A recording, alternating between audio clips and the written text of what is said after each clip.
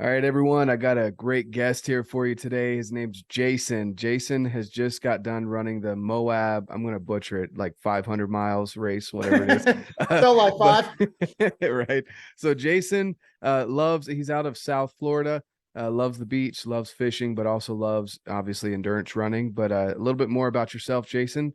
You in a nutshell. What do you want the listeners to know about you? Um, Biggest thing is I'd have to say I take things to the extreme. I want to. We'll get into it, but I just got into archery, and the first thing I did was learn how to shoot my bow. I got lucky. I got to learn from Wayne Endicott and Cameron Haynes. That's pretty lucky. But then I jumped right into my first elk hunt. There was no deer, there was no pigs in town here. It was book an elk hunt and go. That's Uh, awesome. Struck out 2 years in a row, but that's hunting. Yeah, no, for That's what sure. I mean. That's why I love it, and that's what I meant by the extreme. If I would have went out to Utah and hired a guide and we walked out back and shot an elk, I probably would have never done it again. You know, I wouldn't have driven out that far from South Florida to shoot an elk. I was like, oh, I'll buy it. You know, it wouldn't have been fun. So, I mean, the running, I got into running in 2019, a year after my best friend passed away. He was an athlete at one time when he was younger. He could have been a professional soccer player. So he was big on that. And he wasn't he wasn't into fishing, but he would do anything to help me with it. So I was kind of his older professional athlete. So that made it, excuse me, I had a call. That that really pushed me to go to extreme on that. And I ran a marathon where he was from in Philly and barely finished that. Brutal, like we were just talking about. It was brutal because I hadn't trained for it. But, a couple of years later, I'm doing the Moab 240 and I did finish. And I failed two before that. I tried to run my own 50 right here in town, got to 45 miles and I was done. And then I tried to run 100 this last February called the Forgotten Florida. That was a real race up in Ocala National Forest. Really, really done well race, really put together. But I failed that one at 75 miles. So it's kind of funny. Then I go do 240 and I finish. So Yeah. it was Yeah, no. there. It was there. That's You know? intense, man. 75 miles. I can't imagine saying I ran 75 miles and didn't finish. Like that's a lot of miles, man. So Yeah. that's crazy. Well, that was one thing I didn't want to say about the 240. Oh, I ran 210 and didn't finish. What? What do you mean? Yeah. Yeah, I had to get medevaced out. What were you doing? Yeah, exactly. So, Exactly. yeah. That's crazy. So, and then going from South Florida to Moab, I'm sure there's elevation change, right? So that probably didn't help the running at all. No, no, that was brutal. It's funny, they're both hot, but I didn't even think Utah got like that. I mean, you're from Utah. I was thinking of the mountains like on the hunt. It can get really cold, it can get windy, and then all of a sudden it's Arizona. I was like, oh, okay. The Yeah. week out there, I was there the week before, and I just took my dogs out running on the red rocks. And I remember getting to those big sliding rocks, and I went up the side of one, and I was like, that's one. I have to do a lot of those. I was like, all right. I was like, okay. And then I wasn't sweating, but then I went to use the bathroom and I could tell I was totally dehydrated. I was like, I Hmm. haven't even sweat yet. Yep. Florida, I'd be soaked and I would know. Out there, I wasn't, you know, and it went from 60 degrees in the morning to 90. In Florida, it's already 90 in the morning. You got the heat all day. You don't go from, and that was a big jump in the race, because at night it gave you a little energy. You're cool, you're going, you just got to keep it together. And then all of a sudden it's 90 degrees. It's blistering going through a trail. You're like, oh man, okay. Hmm. This is not Utah. Yeah, no, for real. That's crazy. So let's kind of back up a little bit here. You said you got into running when your best friend passed away, which I'm sorry to hear about that. Yeah, I That's appreciate it. yeah, that's rough for anyone. Yeah. And so that being the catalyst to get you into running because he was an athlete, you wanted to carry on his Yeah. legacy. How did you start training for people out there that maybe don't want to hit the Moab 240, but want to get into running? What are some things that you started to do that changed your path from, no running to 5K to, marathon to now 240s? Well, the first thing, I didn't have the training down, obviously, nobody does, but the first thing was I went to work every day. I got things done, but like in the evening, I was just lazy. You know, like when you get out of work, you're like, I'm done for the day, and it's 5 or 6 o'clock. I don't go to bed till 10. It's like, get something done besides the trash and the laundry, you Mm-hmm. know? And then after he passed away, he had actually just started working with me at my jewelry store. So then that was a real big hurt. Mm-hmm.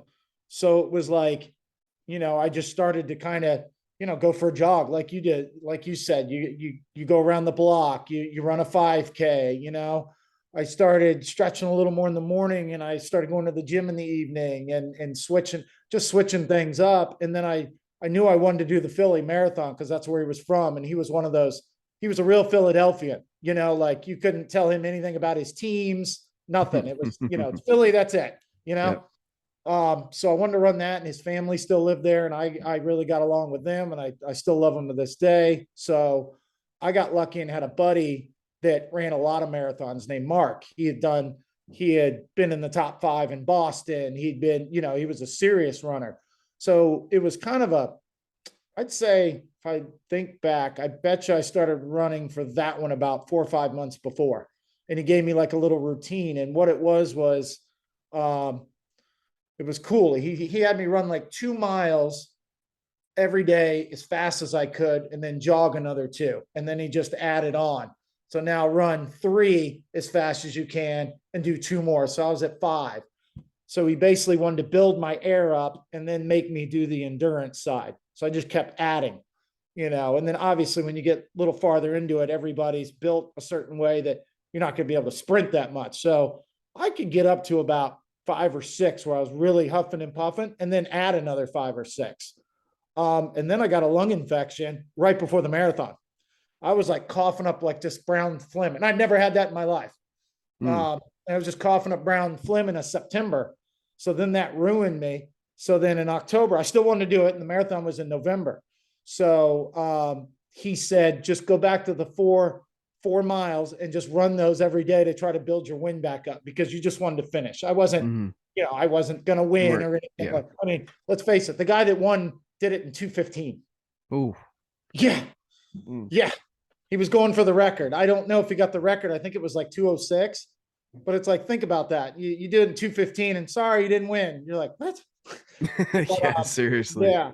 And I did the traditional thing. I got out there. It was pretty cool. I didn't really even know where to sign up, because you have like those, you know, you have like those tiers. Like if you think you can run it in that certain pace. Mm-hmm. Well, I went in the back for like the 5 hour and beyond people, but it was so cool. I did that, even though I ran past them and took off. Like I walked with a lady with her bomb dog, that she was in the Air Force. She had a bomb dog. I walked with these 2 guys that they each had, I guess it would have been, this guy had the right leg amputated. This guy had the left, and they were walking together carrying American flag. They were in the, you know, they were in the army or something. That's I don't awesome. remember what they were in. Yeah. So I ended up wasting a lot of time. I was talking with them. I was petting the lady's dog. You know, I didn't care. Yeah. It was so cool being back there with it. There was a guy that did it in a wheelchair. Wow. It's like, yeah, that made me feel that big, you know. But then I finally took off, and I did the traditional thing where I go too fast, and I blew a gasket at about, it was like 16 or 17 miles, like you would, you know, that 18 mile. I think it's what is it? Your lactose or something builds up at 18 that you got to get through. Dude, if I get to 18, I'll be all right. There you go. Yeah. I was even high-fiving people then. Yeah. And then I just crashed. And I remember I had to walk a mile. I was done, but there was one thing I was going to do. I was going to finish. Mm-hmm. And I finished in a 4:54. Okay. It wasn't great, you know, Yeah. but I got it done. Paul's mother was there at the end, his father. We went and had a traditional Philly steak and cheese. There were other people that knew Paul that were there. It was very cool. But That's after awesome. that, I think it was just, you know, doing that. And after it, it wasn't all about him, but it was, I wanted to keep that weight. I wanted to keep Mhm. that weight. I wanted to keep that feel. You know, I'd lost 11 pounds just training for that, you know? And so I wanted to keep that. So I was like, it's like, I don't have to just keep running marathons. I can do whatever. I can go trail run. I can run the beach. I can try for a hunt. You know what I mean?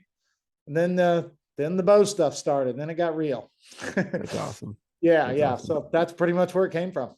That's cool, man. So that's exciting. And, you know, obviously, so you've mentioned a couple things here as far as, some external motivations and things. But I do want to kind of tap into, when you blew that gasket, but you wanted to keep going.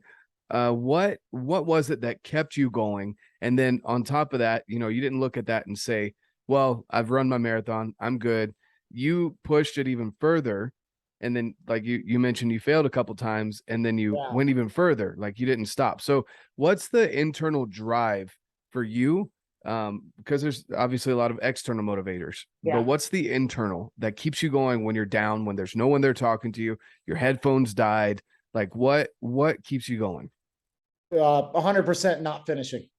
That's it. Just not finishing. It's like you said, I'm by myself. There's nobody to impress. I'm not on Instagram Live. It's not finishing. And it's the drive right now for the elk.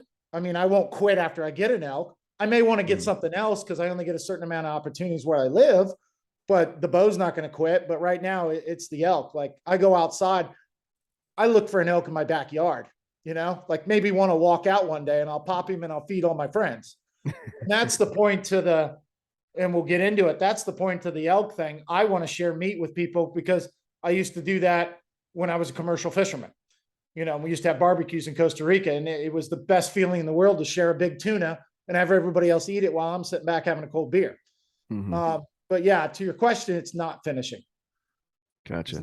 It's so not finishing. You would say because there's generally two camps. There's people that love winning more than they hate losing. And then there's other people that hate losing more than the love for winning. So which one do you think you'd fall into? I hate losing. Okay. Yeah. Yeah. And I'm there's competitive. Yeah. But if somebody else is around, I want them to get it too. Like, if me and you went elk hunting and you got the shot and I had to go home, I'd be just as happy. I know I'm coming home with a cooler full of meat and I was there, I'm cleaning it. That's a win. Yep. We both don't get it. Hey, RedBeard, I'll see you in a week. We're going again. Yep. It would be that. So I hate to lose. Cool. No, I got you. Yeah, it's cool to see, because people argue about which one's better, and I would say that both of them are equally driving. It just depends on the person. Some people are driven more by that kind of that nagging at the back of them, like, you don't want to lose, right? And then other people have the carrot in front of them that's like, I'm going to win this. This is my thing. So I'd love to hear that. That's awesome. We'll talk a little bit more, I guess, about, you ran that marathon. Then you mentioned you ran a couple of, they're ultras, right? Anything over 50? Yeah. I mean, a real ultra is anything over a marathon, but a real ultra is the 50 mark. Yeah. Because you'll see sometimes in Europe, they run a lot of 50Ks. And technically those are ultras too. Cause what are they? 36 miles, 36.8, whatever. So yeah. But yeah, really the 50-mile mark's what they call like an ultra, like destination trail runs and all those big ones here. They have a 50, they have 100, and then they have a Mac Daddy, or they don't, but they start at 50. Yeah. That's awesome. Yeah. Is that the official term, Mac Daddy? That's mine. Because they don't end, I mean, look at, there's a guy, I don't know his name, but he's trying to shoot for 500. Courtney Dowalter, she's a monster. She tried to do all the 14ers in Colorado and had to get like medevaced out. Well, she was already at 300 and something. I was on that. So that, the Mac Daddy just keeps going. Yeah, no, for she's sure. going beyond the 240, and she's won the 240. So yeah, that's crazy. It's crazy. Even just hearing you say that you were running a marathon for basically 5 hours, like that's insane. Yeah. That's crazy. Yeah. I don't even know if they make headphones that last that long. I had your AirBud. They don't. I had 2 things of AirPods pods, and then I had 2 of those battery chargers because I knew I needed something, whether it was an audiobook, podcast, or my Moab playlist. There was something that needed to just keep kicking me in the butt, Yeah. Something. Because it got quiet out there at night. You're just kind of like, not really scared, not spooky at all. It's too tired for that kind of crap. Yeah. But like, you just get bored, like I remember one time where I was on an actual road, and that was that big post I put about Cameron Haynes on my thing where, thank you for the book. Thank you for following. Cause I was on a road and it was weird. I don't know if you can see my hand on the camera. There was a big mountain we all had to get to, but it was way off to the side. Mm. And it was to the right, if you can picture that. And then my next stop was to the left, and I was dog tired, and I kept looking at that mountain, and it was messing with me. Mm-hmm. I checked my map twice. I almost walked over to the mountain, like I was going to go that way because that's where I had to go. I was like, Mm-hmm. why am I going left? You know, I was drained. And then I really did what the post said. I went to the book, and I just forgot about everything. And I was like, you know, the map says go this way and go this way. And sure enough, it was one of the rest stops or aid stations called Needles. And it had this giant light that went straight up above the trees like a big needle. And when I saw that and I had the book, I was like, I'm still good. And then after that, it was cruising. That's awesome. That's Yeah. awesome, man. Yeah. Yeah. It can be rough sometimes, especially like if you're, you know, comparing it to a hunt, if you're up there and you're like, man, that, you know, I know they're over there, but I have to go this way first, or you have to lose elevation to gain elevation, or, you know, you have to go the opposite way. It's a little frustrating sometimes. For And sure. how many times do you have to do that on an elk hunt? Oh man. Yeah. How many? Yeah. Yeah. When do you just get to walk up to him and shoot him? Never. Mm-hmm. Yeah, exactly. Yeah. It's definitely not like that. That's for sure. Yeah. That's awesome, man. So, okay. So we've talked about, you know, you're running and are you planning on doing more runs here in the future? I met a guy that really helped me in the run. He was a pacer for somebody else that had to drop out. So his two pacers kept helping me, which was awesome. He wants me to do the Cocodona 250 in May. All right. Where's that one at? That one's Arizona. That's another hot one in May. Yeah. May. Yeah. I guess it's coming up on hot. You know, it's starting to get a little warm in yeah, May. I read the rules and stuff, and they said, yeah, it could be hit or miss. And of course I'll be on the hit, guaranteed. It'd be hot my year, but it's 250 and it's in May. So I don't even know if I have the time to take off and get over there, but we'll see.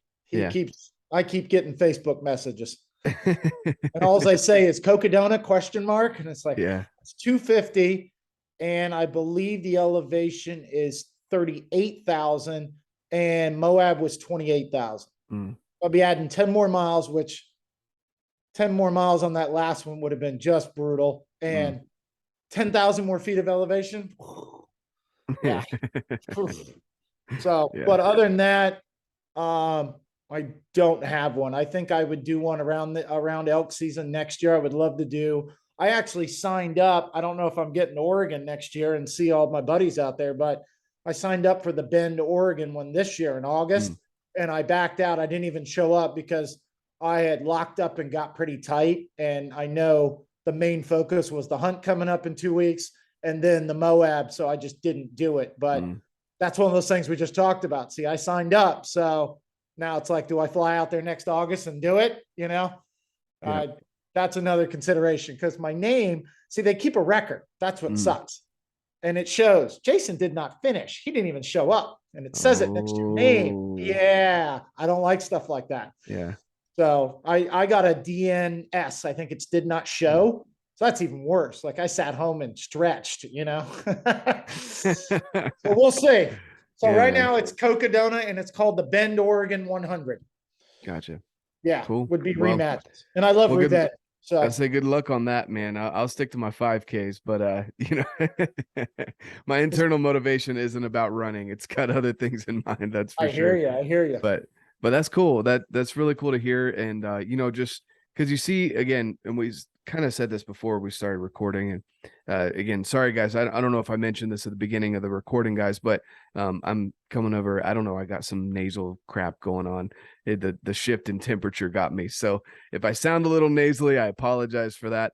But as far as you know, as running goes, I think it's awesome that you're accomplishing such great things. There's a lot of big names out there, and that's what people see, and they think it's unattainable. But genuinely, if you really want to do it, I mean, you said you started back in 2019, so it's been about 3 years. That's not a lot of time, really. 3 years is not a lot of time. I actually didn't do much. Sorry to cut you off. I didn't do much after that marathon either. So through 2019, we kind of had the pandemic. You know, we did have the pandemic. That's when it really got rolling, you know, in 2020 in the beginning. And I took up jujitsu. And then our jujitsu was in a mall and they Mhm. chained the doors shut. And I was a white belt. So Mm. I remember looking up stuff online. I even put a mat in my garage and I was like, I'll keep doing this. So everything's shut down. And every time I sent like a video or something to my sensei, like, is this something I should practice? He's like, no, stop watching that. Mm. It's because there's so much crap online and he's Yeah. very good at what he does. But I just kind of got like, well, what do I do? And then I was like, you know what? I walked out the garage door and I took off running and then I started up again. So I'd say after the marathon, I didn't start back up till maybe the next April. Mm. Okay. Yeah, maybe the next April. And then I got going and then that was Yeah. it. I've been doing it ever since. Yeah. That's awesome. That's Yeah. cool. And then your 9 to 5 or your day job, are you still fisher? You mentioned you were a commercial fisherman. Yeah, What do you I've been fishing all my life. My dad, it was a hobby of his, like everybody hunts and has a job. He owned the jewelry store. And he was a hunter and a fisherman. But I think I got more into the fishing side early because he never did any hunting here. There's not much, mm, he'd go to South Carolina, North Carolina, Georgia. So as a kid, I can walk down to the bay or I can drive to Georgia. Well, yeah. that that's where that got. But I've been fishing all my life. I actually lived in Costa Rica for 11 years. It was one of these same things as the runs. I got into a serious car wreck in 2006 and I had back and hip surgery. I broke a hip Mm. and I pulled a vertebrae almost completely out of my back. Ooh. So like dislocation to the max. They had to slide it back in and they had to cut a disc out, Wow. shave the disc. And then I also broke my hip, but I broke it in a way I dislocated it. So it came out so hard. I don't know all the terms, but it broke out of the socket. So it broke the Yeah. sides of the socket. Well, I was laying in bed for 7 months on Oxycontin and sitting around. This was much earlier than the running, obviously. Mm. And I just came up with a plan that I wanted to, and I'd already been to Costa Rica and saw a friend and ran his boat for a couple months. So I had a taste of it. I said, I want to buy a boat and move back down there and do this. And my mom's like, yeah, sure.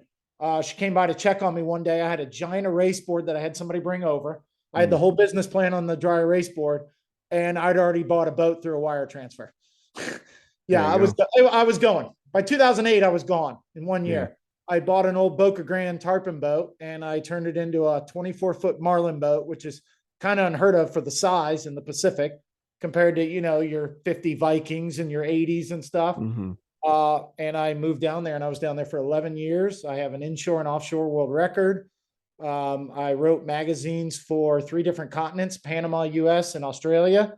I did several TV shows and then I moved to Panama and lived on an island for 4 years. And then one day it was like so that would have been about 13 years. It came out to about 13 years. So I was in Panama for about 3. One day I woke up and didn't want to do it anymore. Didn't want to do the prep, that's when you're done. Like fishing was still exciting, but it takes me about 3 months to get ready for a season. I didn't want to do it. I had to haul all my fuel out to the island. You have to prep all your food. You have to book all these things. You have to pull your engines out of your boat and their diesels. You have to rebuild them every year. And I was just like, no, it's been Nope. 13 years. You're Yeah. like, no thanks. Yeah. And then that was even my best friend that we were just talking about, Paul, that passed away. He quit his job and left his entire life twice just to help me out Wow. down there. Yeah. I came twice when I was in real trouble. But yeah, just one day I didn't want to do it anymore. I mean, I still have a love for fishing, but I just didn't want to do it down there. So I moved home and I took over the business. Gotcha. Was it a lot of touristy stuff that you were doing or it's a mix, it's definitely a mix. I'm getting the tourists from the hotels, the daytime charters, they book you the night before, something like that. But then I got a lot of the serious anglers. I mean, the guy I caught the offshore world record with, he was actually, now I can't quote myself on this. I believe he owned the Miami Herald Tribune. But he was a big bill fisherman. He had a boat called the Get Lit on the other coast of me, and he traveled the world for the IGFA, which is the International Game Fish Association. He tried to catch all the billfish the fastest. So like he traveled the whole world trying to catch the blue marlin, the black marlin, striped marlin, white marlin, and 2 kinds of spearfish, or 3. Round Wow. scale, long nose, short nose. There's 11 total. And Did he he do tried it? to go around the world the fastest and catch them all. And he got the striped marlin and the Pacific sailfish with me. So that And was that's very it. cool. So he only Cool. got 2, or No, he got those 2 with me. okay. Those are the species we were going. We have available in my area: black marlin, blue marlin, sailfish, and striped marlin. Mm. But he ended up getting those 2 with me. So he traveled the whole world. He got them all. I think he got the world record. That's why I call it, I got a offshore world record. I was part of it. Yeah. Yeah. No, that's But awesome. I would get serious anglers like that would book me like a week and a half. So Mm. I had a mixture. Yeah. And would you stay out? Do you come back in every evening, or how does that work? We come back in Costa Rica. We come back every evening. Full day offshore charter. We'd leave 7:30. Everything was provided, and we'd come back 5 or 6 o'clock in the evening. I've hooked marlin in the afternoon, where we got home at midnight.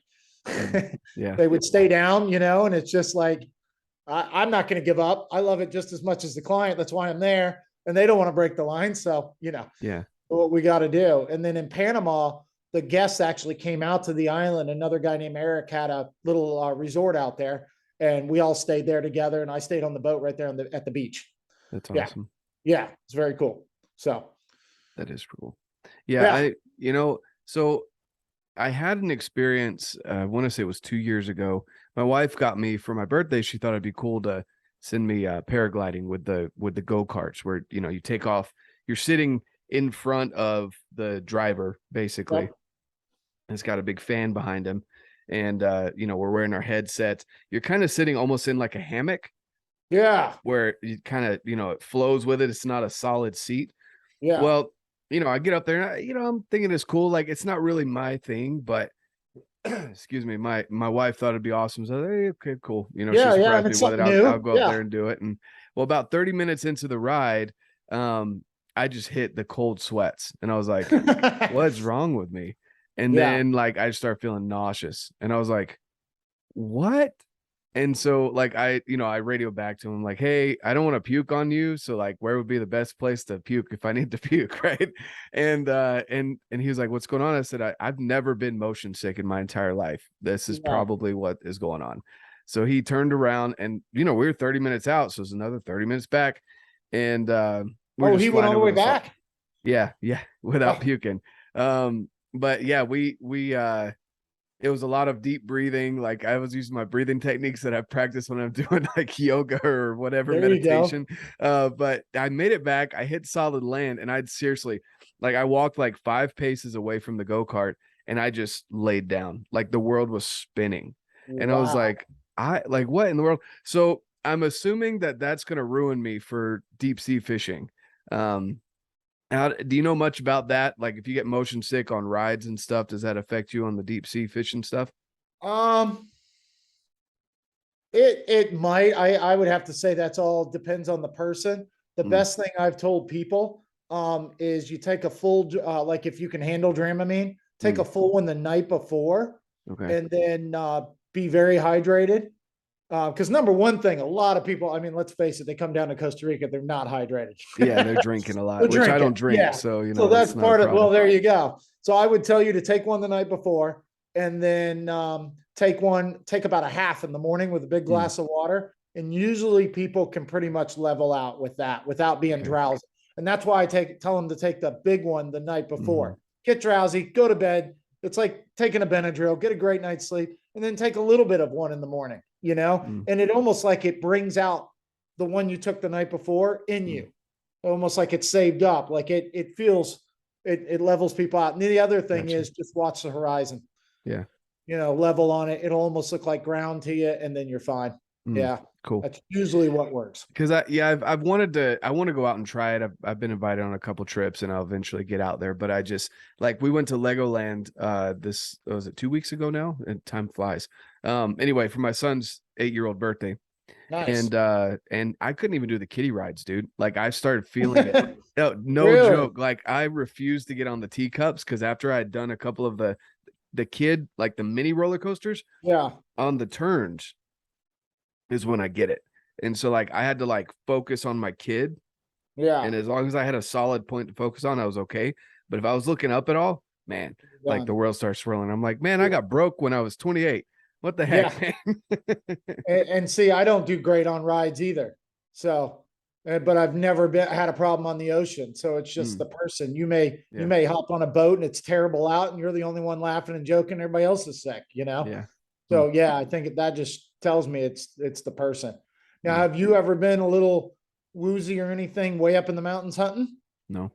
No. See, there you go. And I was like, both hunts, they were high up. They were up in the Uintas at about 11,000 feet when you're actually hunting. And the first 2 days of both hunts, I felt like crap.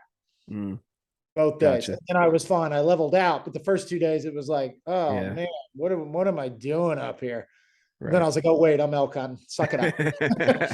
I'm elk Kicked you hunting. back into gear. Yeah, I'm not working.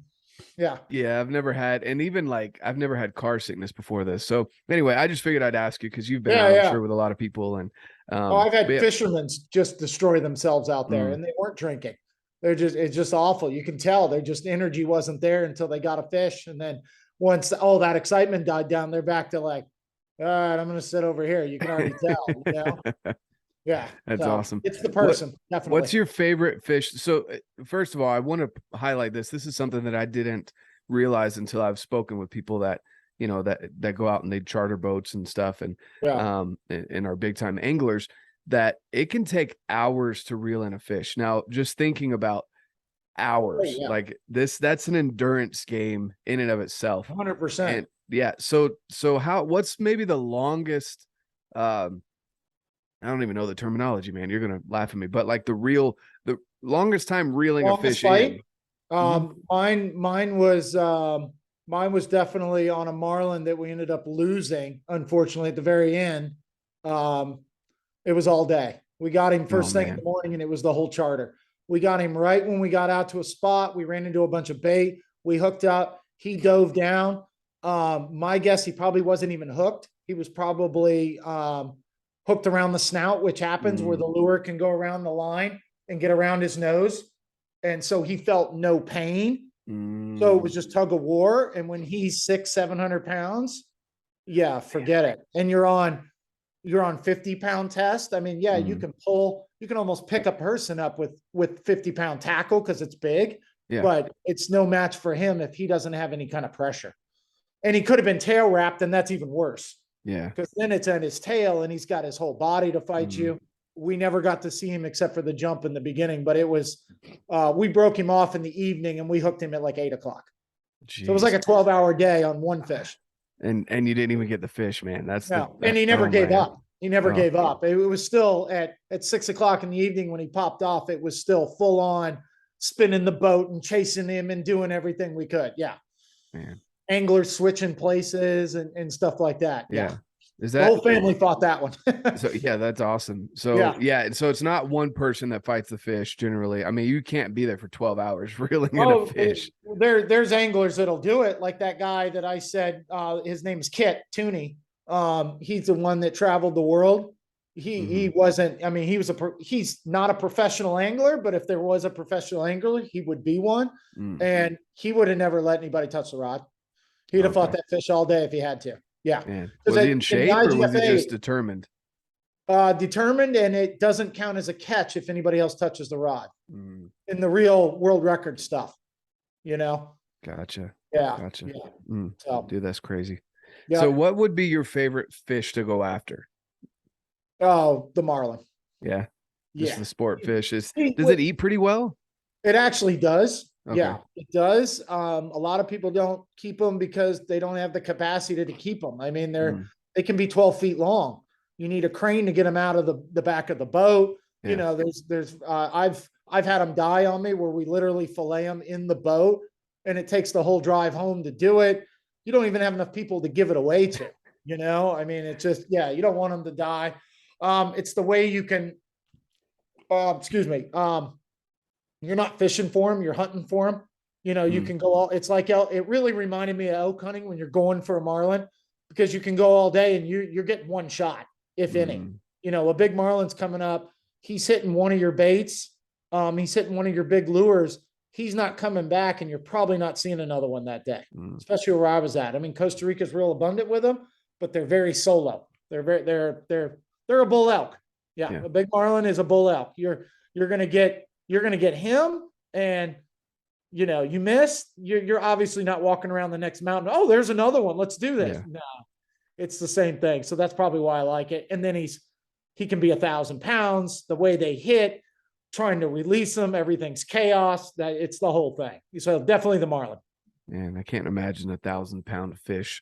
Like I enjoy bass fishing, topwater bass or There you go. fly fishing trout. Like that's my Imagine a lure the size of the bass sitting on the surface and just getting sucked under and just gone. Yeah. Do you do topwater, or is it hard to do topwater? Actually, almost all of it is actually surface. So you're trolling and you've got, you got your outriggers out, and that would be your long baits. So they'd be way back. They'd either be lures or like a frozen bait. And then that would be your lighter tackle. Unless you're in a place like Madeira or something off Spain where it's all big marlin, everything would be large tackle. And then off the transom of the boat, each corner, you'd have a rod, and you call them your short baits left and right. And you'd be trolling a larger lure with a big hook. Yeah. So it's all surface. They come to the surface, and the only time you're really under the surface is live bait. You want to get one of them down, and then you still put one on the surface. So you're trying to hit the water column if you got live bait. But lures, it's almost all on the surface, unless you get into all the dredges and all that. And I just didn't have the manpower. That's a whole nother level. Yeah. Gotcha. Cool. Well, that's awesome, man. I've thought about it. I just haven't made or pulled the trigger on it yet. Cause there you go. Well, if you ever do one of those trips, definitely text me. I've still got the guys. I would set you up right. A beautiful place. If you're taking your wife or whatever, you guys would have a blast. I've been all over. I've been to Fiji. I've done La Gomera, Spain, off Africa. I've done just about all the Bahamas. I've done El Salvador, Nicaragua, Costa Rica, Panama. I've done Australia. I've been a lot of places. That's awesome, dude. Yeah. That's really cool, man. That seems like it's taking you around. I guess it's kind of like, for me, like when people come out and they see the Rocky Mountains and you're like, man, how do I tackle that? That's kind of how I look at the ocean. It's like there's so much ocean, and probably way more so than there are mountains. Right. And sometimes I even get overwhelmed by the mountains, Yeah. So it's a lot of water to tackle. Yeah. And isn't it, I mean, when you run one of those mountains or hike it, isn't it the most amazing thing being at the top? There's something about it. It's like being on the ocean. It's like getting out there as the sunrise. Once we get out to the fishing grounds, we're putting the actual lures in and getting ready. It's like getting to the top of the mountain. It's like, all right, now we're hunting. We got here, That's awesome. Yeah. It's the same kind of feeling. Yeah. So right now you've left that life or that career behind. It's done. Yeah, you're running the jewelry store.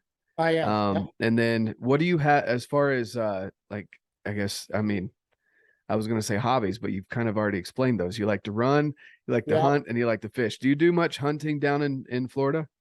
I don't, but I realize now, I mean, it's even hit me even harder how hard it is to get an elk and how hard it is for me to get out there and do it.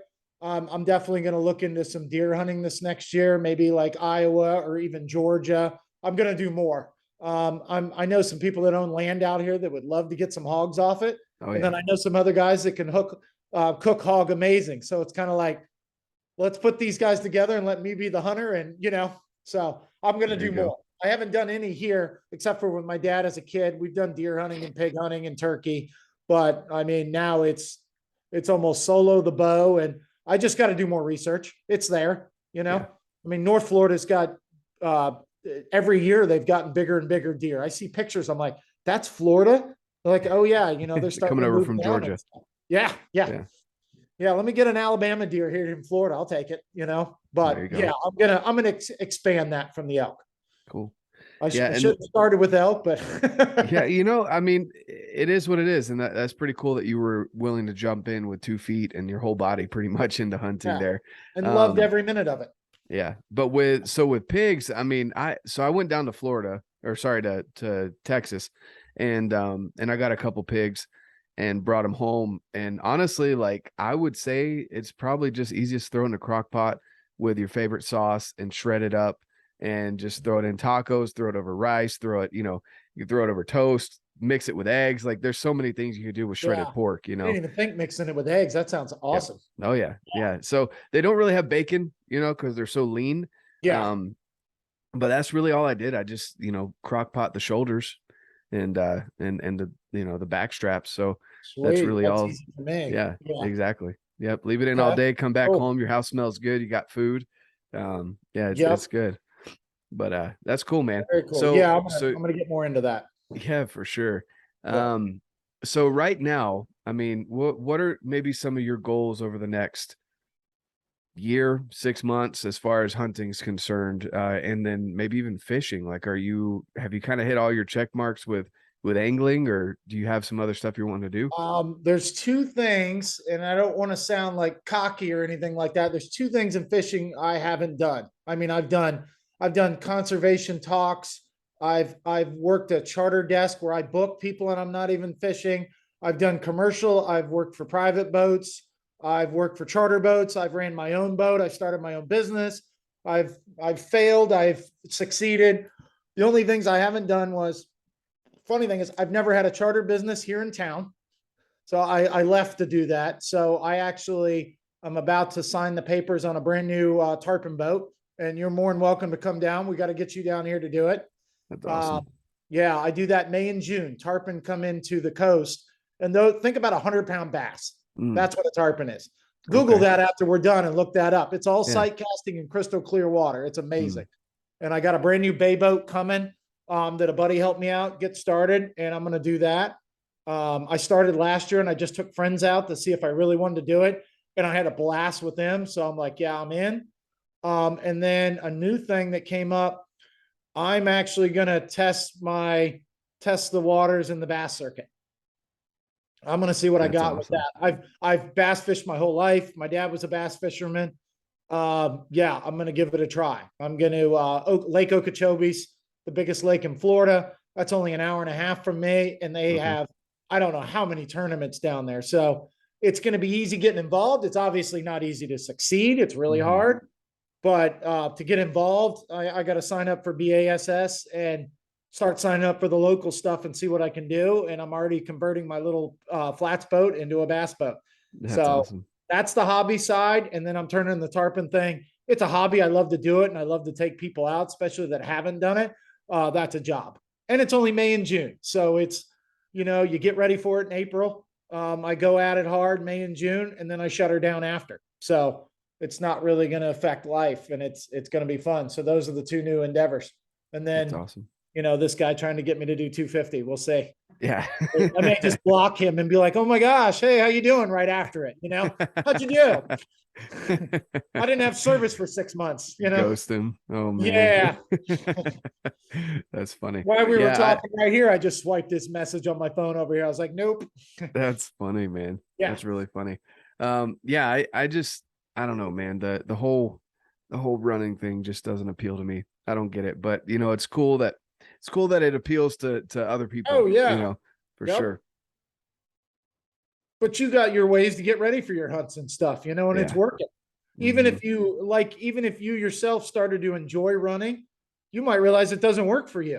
You Yep. might lose a bunch of weight and you're like, I'm not packing animals out like I was. I'm going back to what I did, Mhm. You never know. And Exactly.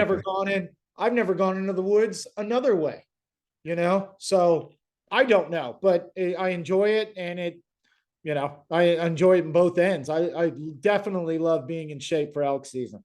Yeah, It for does sure. make it easier, especially as a new guy, because you're just all over the place. Oh yeah. Like So, oh, go go ahead. ahead.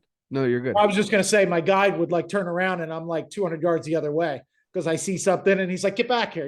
I did a lot of extra walking. Let's put it that way. That's awesome. So Yeah. I wanted to ask you too. You sent me some shirts, and the one I really like that obviously I like OD green, Yeah. but the one that says Project 6 on it Yep. and not entitled on the front. Talk to me a little bit about Project 6. Yeah, there you go. That shirt Right right there. there. That's Yep. the new ones. I'll have to get you one of these black ones. Yeah.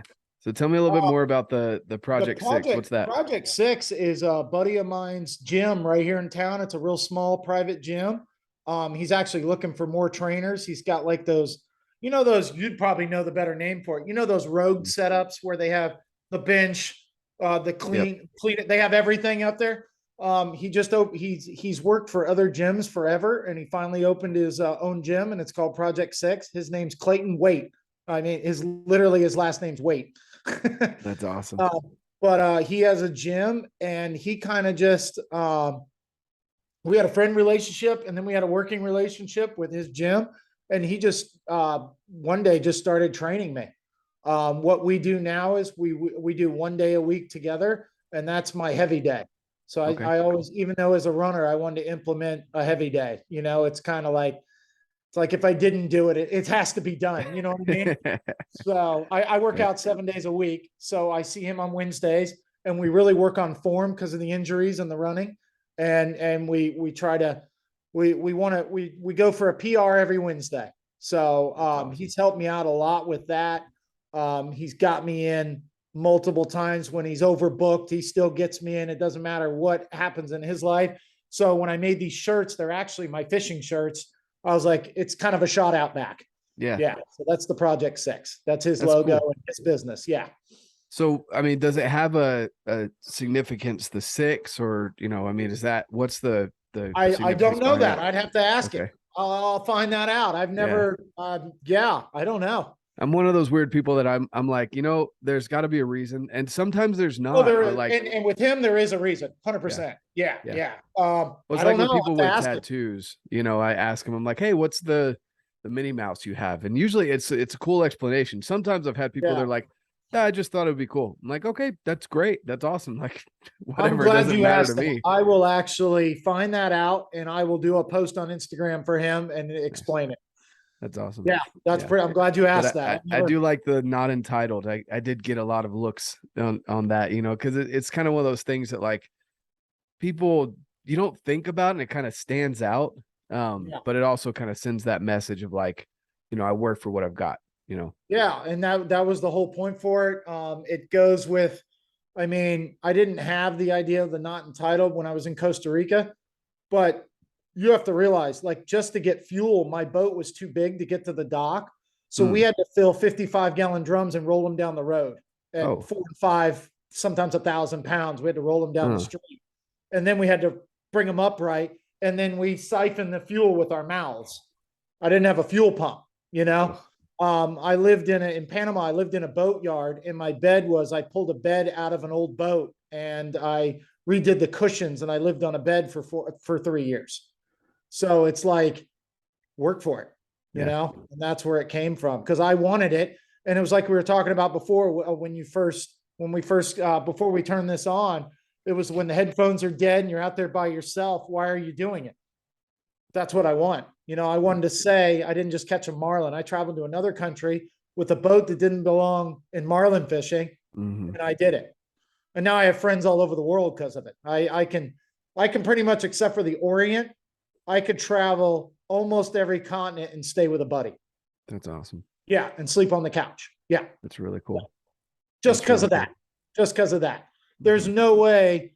I mean, like, let's say I had money and I just hired them, I would have still been clients. But because I did what I did in social media, it was the work, you know, and they're all older than me. They're all 10 times more experienced. They've been doing this for years, but they wanted to be around somebody that lived on a couch in a boatyard in Panama, you know? That's awesome. Yeah. Yeah. So I came up with this, kind of in the middle of the elk.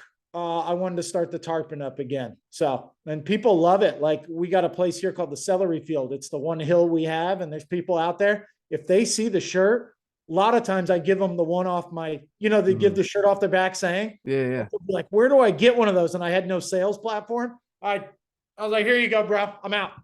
You know, and they're like, really? I'm like, yeah, I would wash it, but here you go.